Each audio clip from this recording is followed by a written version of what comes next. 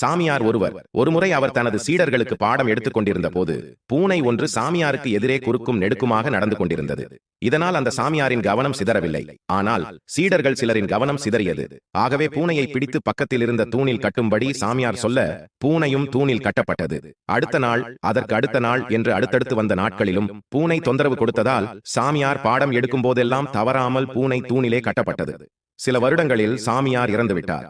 சீடர் ஒருவர் அந்த ஆசிரமத்தின் புதிய சாமியாரானார். அவர் சீடர்களுக்கு பாடம் எடுக்கும் போதும் பூனை தவறாமல் தூணில் கட்டப்பட்டது. சில மாதங்களில் அந்த பூனையும் இறந்துவிட்டது. அடுத்த நாள் பாடம் எடுப்பதற்காக வந்த அந்த சாமியார், பாடம் எடுக்கும்போது தூணிலே ஒரு பூனை கட்டப்பட வேண்டும் என்று தெரியாதா?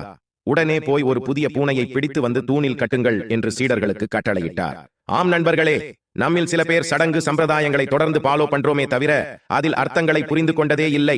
அதன் உள் அர்த்தங்களை புரிந்து கொண்டால் நம் வாழ்க்கையும் இந்த உலகமும் மகிழ்ச்சியானதாக இருக்கும்.